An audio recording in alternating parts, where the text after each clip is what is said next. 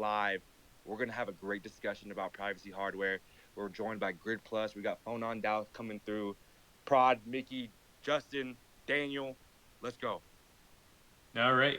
So where we left off at the beginning of the first go around on this. Since we're recording it, Justin, why don't we just run it all back? Maybe you just, in case, so that we can circulate this recording again in a newsletter or something. Like, why don't you just give a recap, like why we're here? Of course, your background, Grid Plus. Hopefully, we can get Mickey up here to talk about his background too. I think that would be solid for the recording. Okay, that sounds perfect. Let's give Mickey one more sec to jump in. There we go. He requested. I'm gonna make him a speaker. All right. So Mickey, we're gonna go ahead and go back to the beginning on this one now that we think we're in good shape here. All right. So Prod, do you want to do the introduction, or I can kind of recap? Yeah, I think you can start with it, and I'll just moderate with the questions. Okay, great. All right, so thanks everyone for joining. We had a few technical difficulties as we started, but I'm Justin LaRue, the CEO of Grid Plus. We're a hardware manufacturer. I contribute to a project called Phonon DAO, which was spun out of Grid Plus, and privacy and security are things that are very near and dear to our hearts. We wanted to have a discussion on privacy as it intersects with crypto today with Bankless DAO, who have been amazing hosts to us over the past few months. So I'll let the people involved in the discussion go around and introduce themselves. We've got Mickey, who is a Phonon DAO contributor.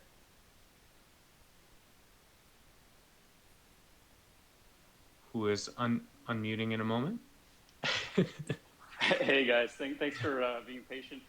Yeah, my name is Mickey, and I'm a contributor of Phonon DAO. We have so many great contributors in the community, but I'm one of them, and I'm really looking forward to this conversation, which is very near and dear to my heart. We've also got from Grid Plus, Daniel Veenstra joining us. He is our lead implementer. He's leading a team working on building out the Phonon client, which is a protocol for off-chain transfers using secure hardware. So that lets transfers be private, secure, fast, and free, just like handling cash is really the best analogy for it. So it's not something that replaces any existing technology. It's something that complements all the blockchain tools and assets you already use. Dan? Hey, yeah, I think Justin gave a pretty good introduction. Dan Veenstra, engineering manager for the Phonon team at Grid Plus. First engineer working on the protocol. Happy to be here to talk about Phonon today.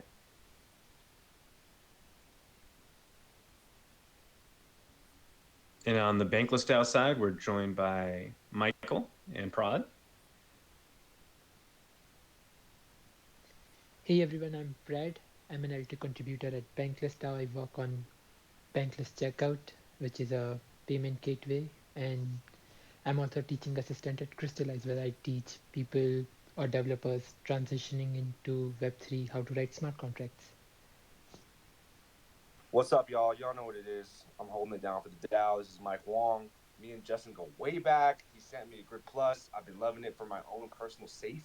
People track my ledger, but they don't know what's going on with my Grid Plus. So with my Lattice, excuse me. So thanks for having us. I'm excited to be, help make this happen after the third or fourth try. I think this is the good recipe. It's looking solid so far, Justin. Mike, you're breaking up a little bit, but we know Mike's way off grid apparently, somewhere in the sticks, and kindly helping to host all of this.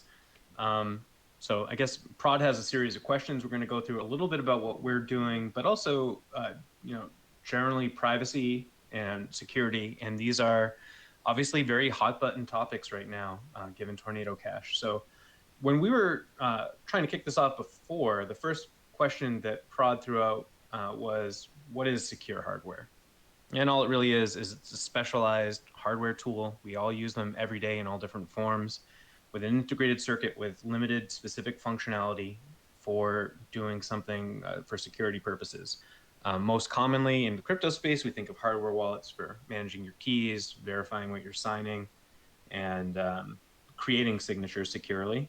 But there's a lot of other hardware that falls under this category as well. We have YubiKeys for second factor authentication. Same with the dongles we have that generate codes. The hardware equivalent of something like Google Authenticator. And something Mickey touched on that's very important.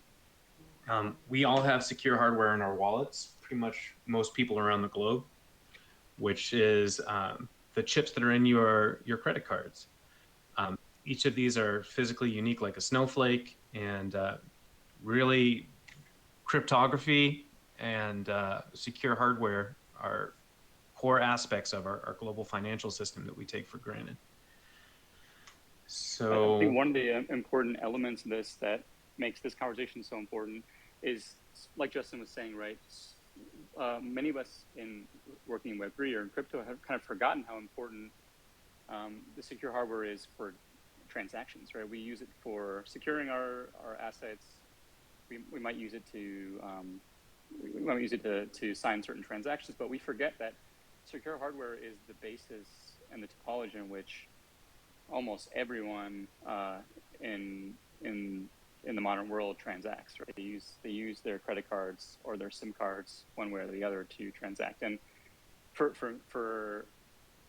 since the inception of crypto, there hasn't really been a means to access this topology very effectively, and that's because most of this technology, or all of this technology, has been gate-kept by the largest payments processors in the world, right? Your Visas, your Mastercards, your American Expresses, your Apple Pays, your Samsung Pays. And for good reason, right? By holding this technology proprietary, you can do things like track spending, analyze people's spending behavior. You can charge fees and transaction fees for point of sale devices, for vendors, for merchants. So it kind of makes sense from a business perspective. But one of the primary missions that what Phonon DAO is doing is, for the first time, to open source this technology to make it accessible to the world, to be able to build technology on top of, and to help other crypto projects or other individuals interface with this incredibly battle-tested technology. This, to be able to use secure hardware like in a smart card, which is like basically a credit card, or through your phone, or some other secure hardware like an IoT device, allows that sort of last mile between sort of blockchain and end user experience. And it has the capacity to be able to do transactions at orders of magnitude, more transactions a second than other technology, and it's incredibly secure. So it might seem slightly abstract, this idea of secure hardware, but just know that you use it all the time. It's the basis in which our financial system operates. It's just been held secret from you since its inception.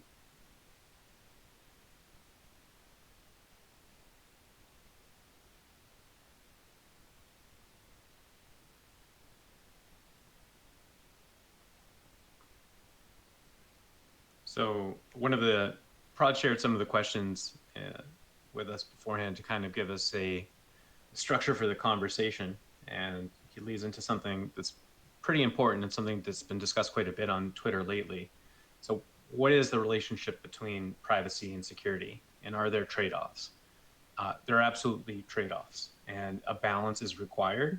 But I actually think people, as a knee-jerk reaction, have been kind of trotting out these old rhetorical knee-jerk reactions where, I remember being angry years ago when Eric Schmidt from Google said, it was something, I'm paraphrasing, but he was basically saying, if you don't want someone to know about something you're doing, maybe you shouldn't be doing it in the first place. And I think that's a very dangerous perspective. And the reason for that is security can also come from privacy. So, people think about the first thing that comes to mind when we talk about privacy technology. They're like, well, people can do bad things. Bad people can move money around.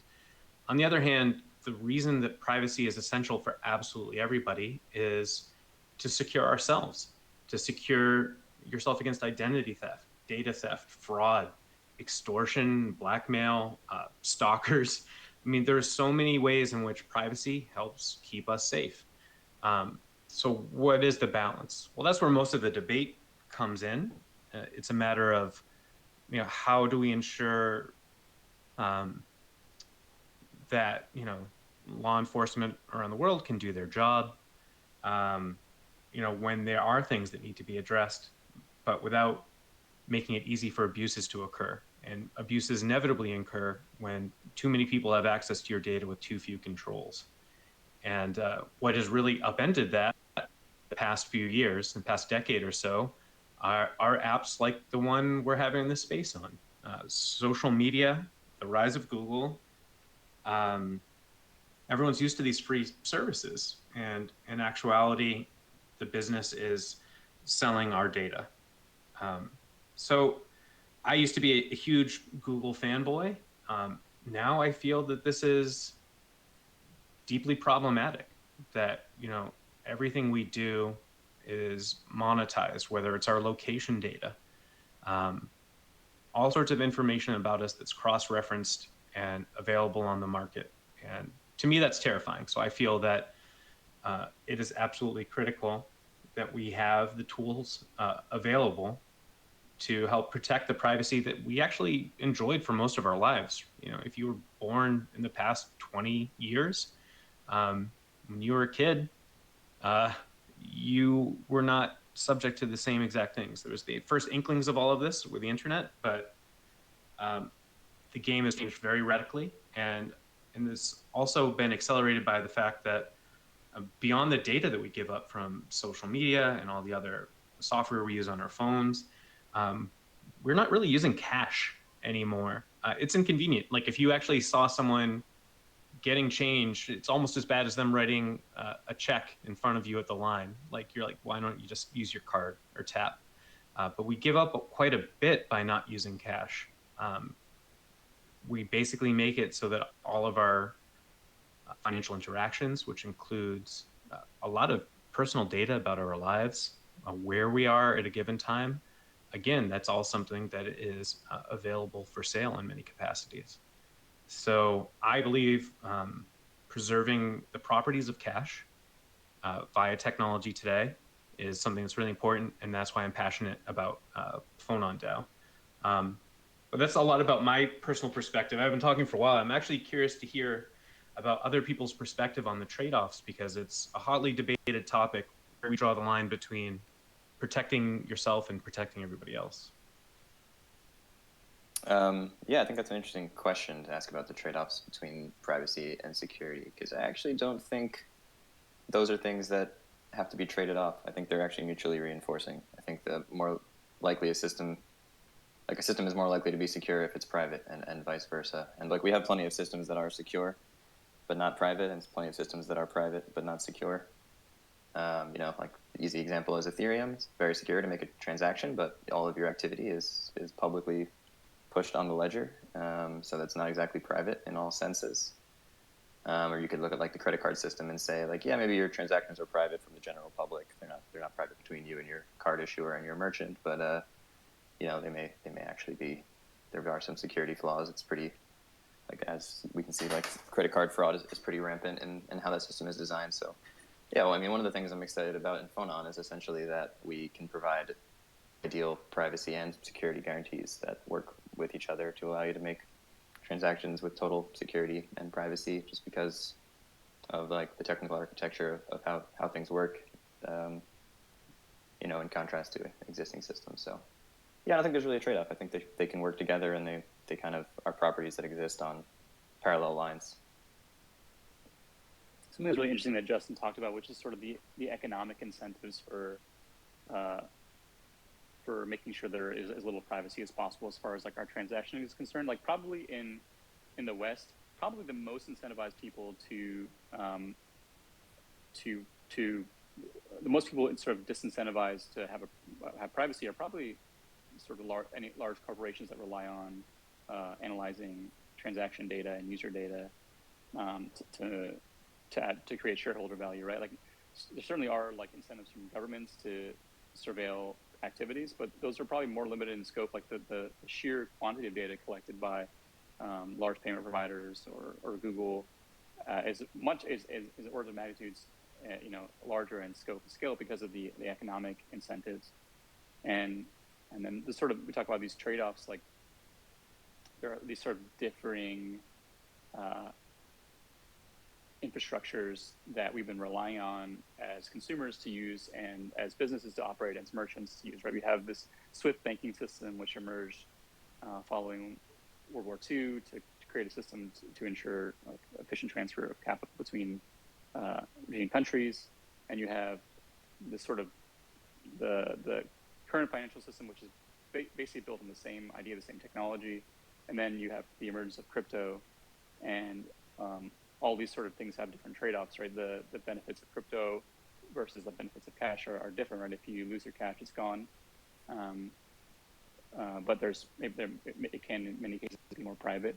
And what's kind of interesting about Phonon is we're building these rails now on an entirely new architecture, a kind that hasn't been able to be built before in an open source way, and it's kind of interesting to see what's going to emerge from that, to no longer have to make these trade-offs between complete visibility in all your activity and also this robust, battle-tested topology that everyone kind of understands how to use intuitively. And so we'll sort of see what kind of happens from there. But I'm definitely excited to see what gets built on top of this protocol. An interesting thing that Dan touched on is that the question can actually be read in a couple of different ways. What is the relationship between privacy, security, and are there trade-offs? I think Dan was speaking from like an engineering perspective, but it does change in color if you think about it from a philosophical perspective. Like security in what sense? If you're talking about a system that is entirely private and secure, and you have direct end-to-end encrypted communications or transfer of any sort of data, yeah, they can go hand in hand. But on an abstract level, when you start to quantify security in terms of implications for individuals and for societies, that's sort of where the hot takes are all coming from on Twitter. But these things all are interrelated as well. I mean, because the source of these debates and the source of the back and forth with a lot of state entities is, whether they should try to ban end-to-end encryption. Encryption is a munition, as it's classified by the United States government. When we actually spun out Phonon as a technology, we had to go through something called ITAR compliance, which is lawyers basically certifying for the government that we were not exporting arms internationally and demonstrating a compliance with global standards. So Phonon passed with flying colors, and the reason for that is we're using existing cryptography building blocks, but in a novel way. But it is a more tenuous thing than people realize. Even in recent years, there's been pushes within the United States government, for example, to kind of end run banning end-to-end encryption by holding any company that offered a service like, say, Signal, accountable for any content that went on that platform if they did not provide government backdoors. This hasn't been pushed through. It doesn't mean that that will not be the case in many jurisdictions moving forward. So there's multiple ways of reading that. I do want to go back a little bit, and Dan can probably explain this a little bit better. So all of these things can either relate to broader privacy topics that we're all addressing, or, Phonon DAO, for us, it's about this specific endeavor that we're all contributing to. And I just want to give like a super brief primer on what Phonon is and how security plays into it, and privacy. So what Phonon does is take secure hardware. It can be, right now, for starters, it's with smart cards. They just look like your standard credit card, the same exact kind of chip.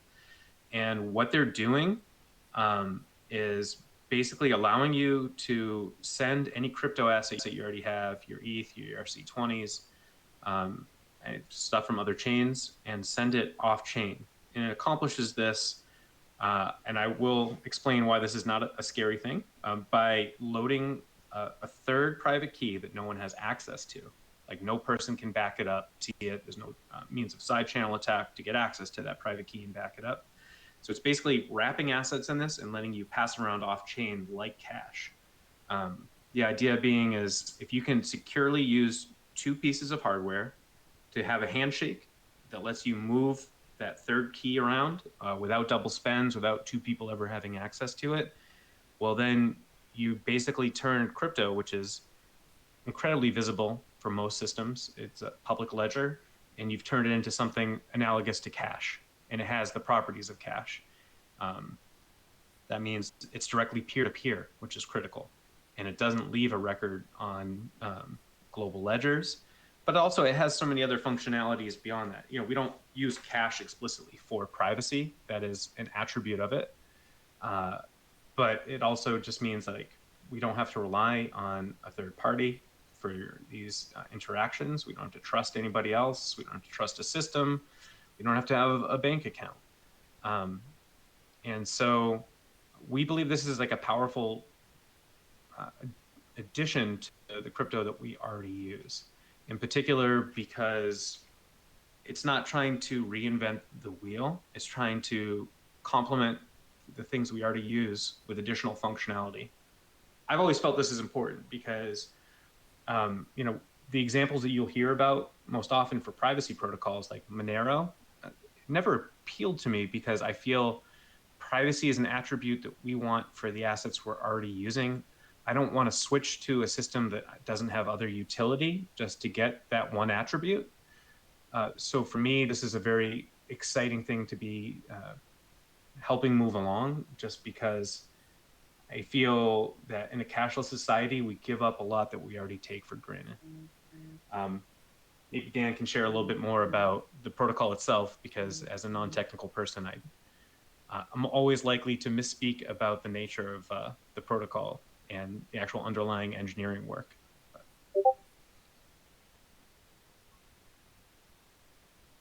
I have to throw you under the bus. All right, looks like we've lost Dan. There we go. Hey, sorry, little audio enabling issue. Yeah, I mean, I think that's pretty accurate in terms of the protocol. Yeah, not sure what I can give more detail on. Yeah, I mean, as Justin said, as far as the protocol works, essentially it's passing around private keys in a secure fashion using the guarantees of secure hardware.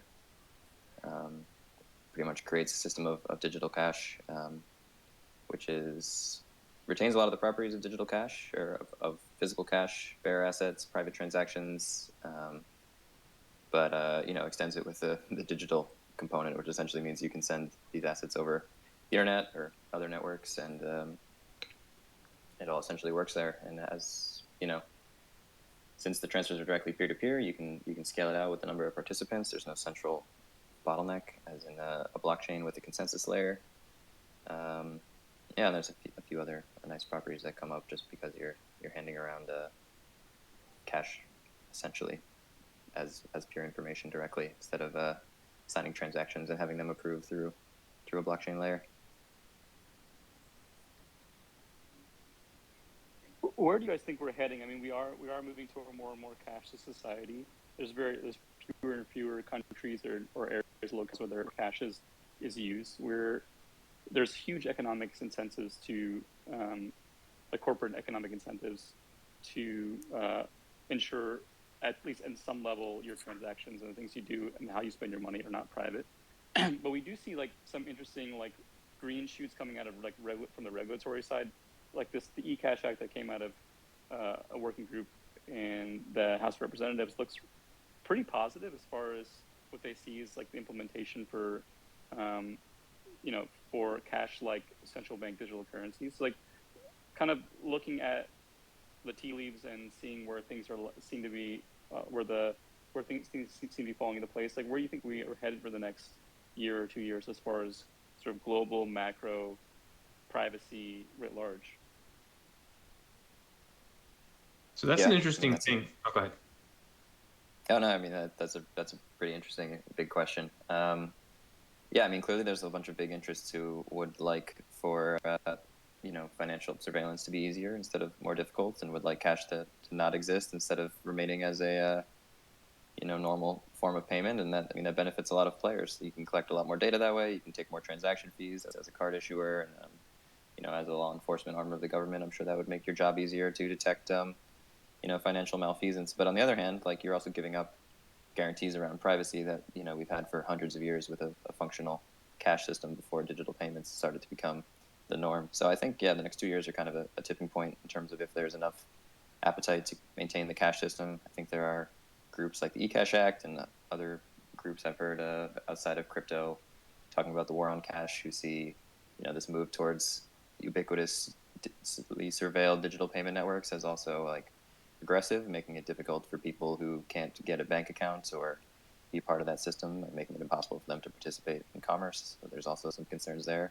So I think there is an appetite from a lot of corners to not get rid of the cash system. I think a lot of what's been pushing people towards digital payments is simply the superior convenience in a mostly digital world, because digital payments work well with those things, and all systems have integrated them, but cash hasn't. So yeah, I think it's a good opportunity for a digital payment system that doesn't require surveillance and transaction fees to kind of step in and fill that role, to be the digital cash fallback layer or alternate commerce layer from traditional payment networks.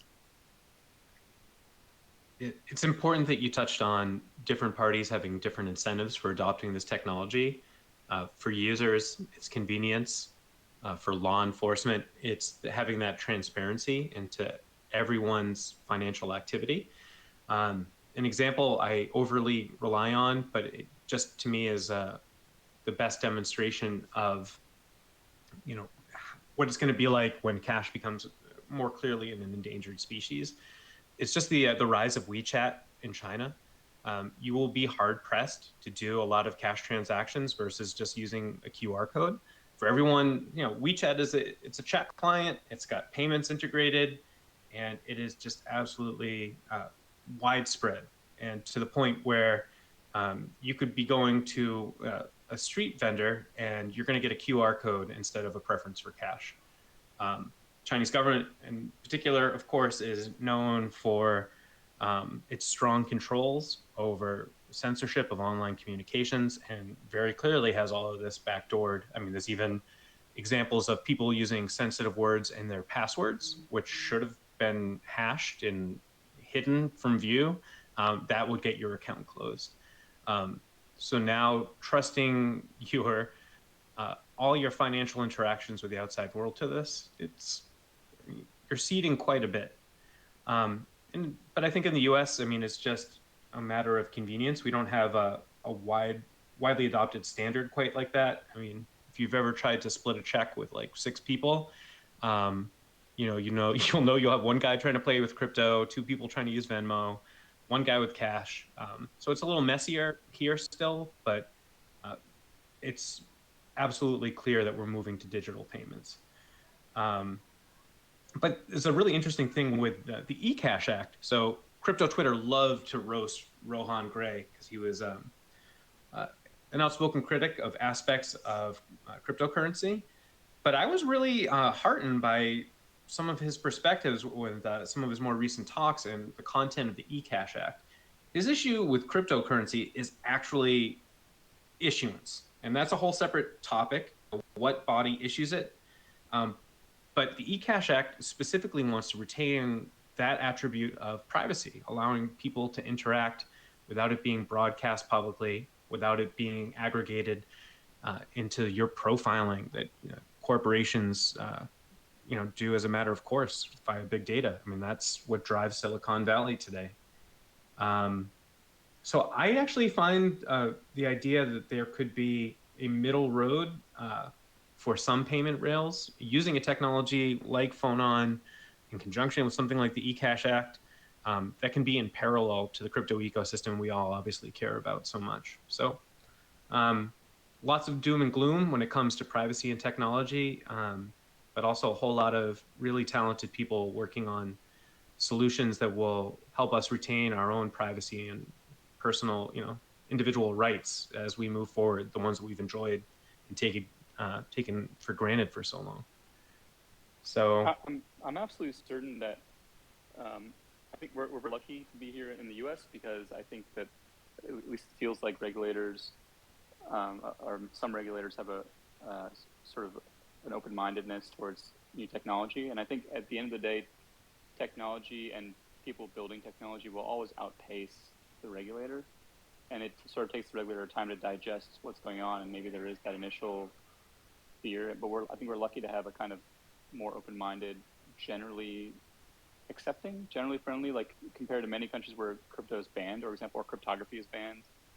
We saw, like, I don't know if you saw a few days ago, there's large protests in Pakistan and Karachi and Lahore, and I think a government official basically threatened to block everyone's bank accounts and not allow them to access their bank accounts as a result, anyone who's caught protesting. And like that's like very scary. We're very fortunate. Like I do think we can, you know, even sort of seeing what's happened with a certain protocol which will not be named, as far as being sanctioned or banned. You know, I think the story is not yet told. And I do feel, you know, listening to some of these people, like listening to Rohan talking, I was very skeptical, but after hearing him talk, I was very heartened. And to see pretty well-known members of the House basically supporting the right to have something like cash is pretty heartening. And being in a group like Phonon, seeing how many smart people there are building a really robust solution, you know, gives me a lot of faith in the future.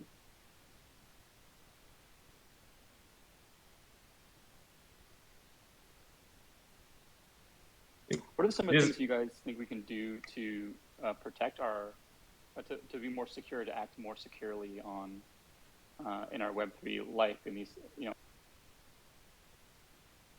Justin, you often talk about signing transactions with a hardware wallet that doesn't have visibility on the contract you're signing. Or what are some of the things you think we can do to act more securely and be more safe as we operate and integrate with these protocols in DeFi? Well, that's a very it's kind of a topic unto itself, because there's so much that we need to do to protect ourselves online. Starting with, yeah, you should absolutely have hardware tools like a YubiKey for having your second factor authentication to protect all of your accounts. You should avoid using your phone for SMS verification, even though almost every service and company in the world tries to push us to that because it's convenient for them. But as a lot of people in crypto know, there have been a lot of phone portings, and that allows people to get access to even more when you rely on SMS second factor authentication. Yeah, obviously I'm biased. Hardware wallets, I think, are absolutely essential once you start self-custodying your own crypto and move out of the shallow end of the pool of exchanges. But yeah, I mean, it comes down to security hygiene in general. So while I couldn't do a complete comprehensive list, even if I had a couple hours, I would say the most important thing is to just take it seriously before something happens to you and educate yourself, because there are no tools out there that are a silver bullet for keeping you safe, and there are a whole lot of people trying to take advantage of you or get access to your assets in particular. Crypto in general is a honeypot, so take it seriously, educate yourself, and be diligent. And then you'll find that crypto is a whole hell of a lot more fun when you have a little bit of peace of mind about your security.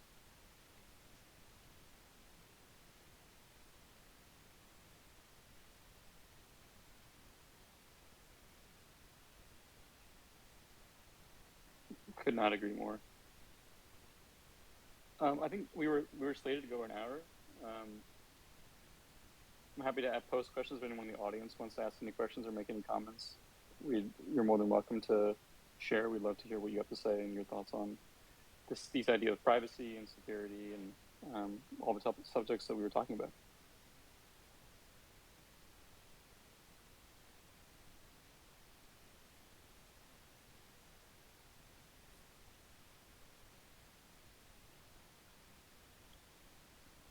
Right. Let's see. Oh yeah, as host, I don't see any hands raised. But yeah, I'm glad we had this opportunity. I think we'll set up something ahead of time next time with Bankless DAO. But this is really important. And I think the other thing is, not only should you take it seriously in terms of your own personal security and the choices you make to keep yourself safe, if you're here, it means you're already pretty deep into the ecosystem, and it's absolutely vital to contribute to the more serious side of crypto if you really care about these things, because it's the dog coins that get people in the door, the things that get you excited about the gains and the other opportunities. But really, kind of the amazing thing for me about crypto is that people acting in their own rational self-interest or just having fun are funding work that I think is absolutely vital infrastructure and will be of a much broader benefit. And that's why I feel good about getting up every day and working in this space. Okay, I see a speaker request. See if you got a question. Palisade Crypto. All right, there we go.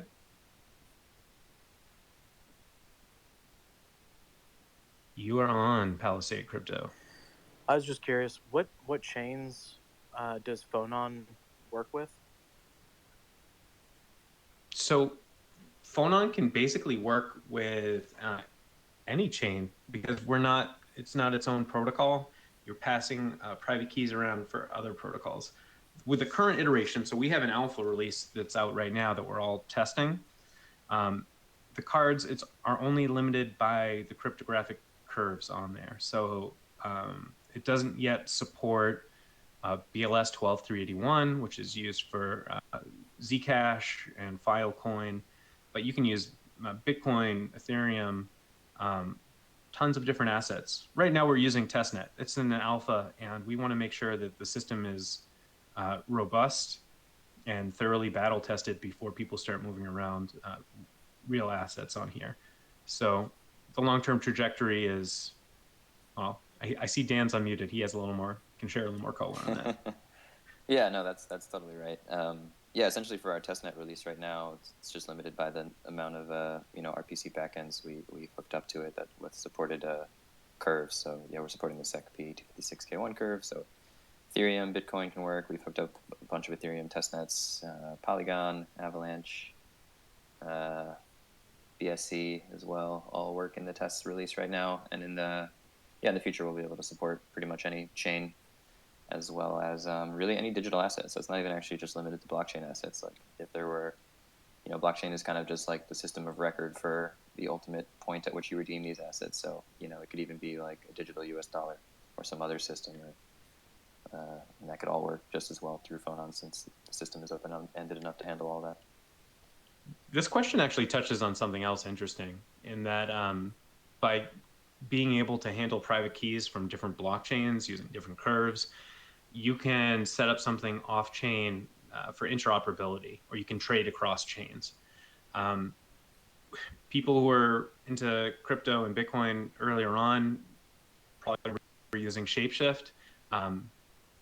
Regulation has altered what that looks like today.